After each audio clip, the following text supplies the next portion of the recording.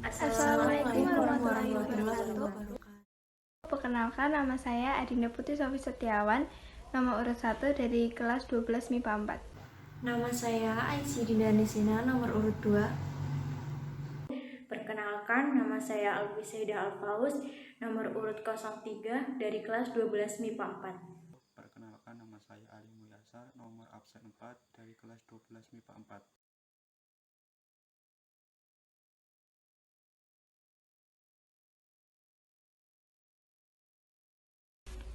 Latar belakang pemberontakan Darul Islam atau Tentara Islam Indonesia adalah keinginan mendirikan negara Islam dan penolakan terhadap perjanjian Renville. Pemberontakan yang awalnya ada di Jawa Barat kemudian diikuti oleh daerah lain dengan latar belakang masing-masing atau berbeda. Misalnya pemberontakan DITII di Aceh dilatar belakangi penolakan penggabungan Provinsi Aceh ke Sumatera Utara. Pemberontakan Darul Islam atau Tentara Islam Indonesia adalah pemberontakan yang hendak mendirikan negara dengan dasar syariat Islam di Indonesia yang disebut dengan Negara Islam Indonesia. Pemberontakan ini dipimpin oleh Sekar Maji Marijan Kartosoewirjo pada tahun 1948 dan berusaha mendirikan negara berpaham Islam di Jawa Barat. Pemberontakan ini kemudian diikuti oleh pemberontakan serupa di Aceh, Kalimantan Selatan, Sulawesi Selatan, dan Jawa Tengah. Pemberontakan ini dikalahkan dengan kombinasi diplomasi di Aceh dan penumpasan oleh TNI. Setiap pemberontakan daerah memiliki pemimpin sendiri-sendiri dan alasan pemicu pemberontakan. 1. Pemberontakan DITII Sekar Maji Marijan Kartosuwiryo di Jawa Barat. Pemberontakan ini dilancarkan mulai tahun 1948. Penyebab pemicu pemberontakan Kartosuwiryo adalah penolakan perjanjian Renville yang menempatkan daerah Jawa Barat di wilayah kekuasaan Belanda. 2. Pemberontakan DITII Daud Bereu di Aceh. Pemicu pemberontakan ini adalah penolakan dihapusnya Provinsi Aceh dan digabungkan wilayah Aceh dengan Sumatera Utara. 3. Pemberontakan DITII Amir Fattah di Jawa Tengah. Pemicu pemberontakan ini adalah kecewaan Amir Fattah akan dominasi kaum kiri, sosialis dan komunis di Tegal dan sekitarnya. 4. Pemberontakan DITII Ibnu Hajar di Kalimantan Selatan. Pemicu pemberontakan ini adalah kegagalan para mantan pejuang kemerdekaan asal Kalimantan Selatan untuk diterima di tentara Indonesia saat itu, APRIS atau Angkatan Perang Republik Indonesia Serikat. Kebanyakan bekas pejuang ini tidak bisa masuk tentara karena tidak bisa baca tulis, termasuk Ibnu Hajar sendiri.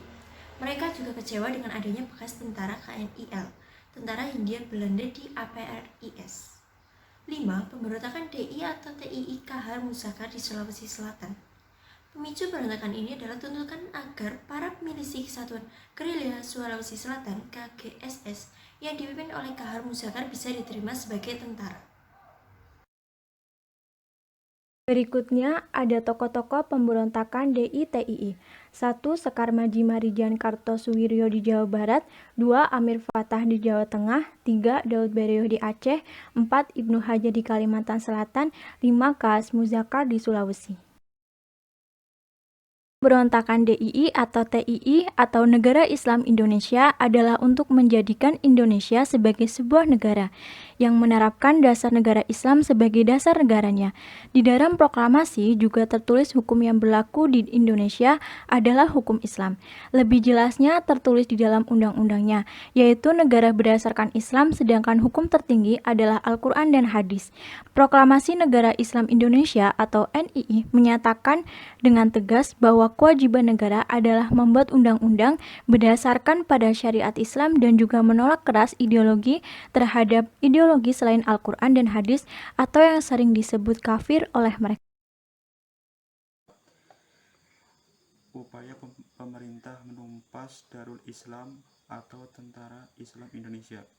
Upaya yang dilakukan pemerintah untuk memusnahkan gerakan Darul Islam atau Tentara Islam Indonesia di Jawa Tengah diantaranya melancarkan operasi kilat bernama Gerakan Banteng Negara GBN di bawah Letnan Kolonel Sarbini pada Januari 1950. Selanjutnya diganti Letnan Kolonel M. Bahrun, lalu Letnan Kolonel Ayani. Operasi penumpasan pemberontakan Darul Islam atau Tentara Islam Indonesia ini disebut dengan pasukan Banteng Raider. Kemudian muncul gerakan pemberontakan di Kebumen yang diperbuat oleh Angkatan Umat Islam di bawah komando Kiai Muhammad Mahfud Abdurrahman atau yang dikenal dengan Romo Pusat atau Kiai Somelangu. Dibutuhkan waktu sekitar 3 bulan guna memberantas pemberontakan ini. Selain itu, juga terjadi pemberontakan Darul Islam atau Tentara Islam Indonesia di Kudus dan Magelang yang dilakukan oleh gabungan Batalion 426 dan Darul Islam atau Tentara Islam Indonesia pada Desember 1951. Sebagai upaya penumpasan tindakan pemberontakan tersebut, pemerintah melancarkan militer Operasi Merdeka Timur dikomando oleh Letnan Kolonel Soeharto.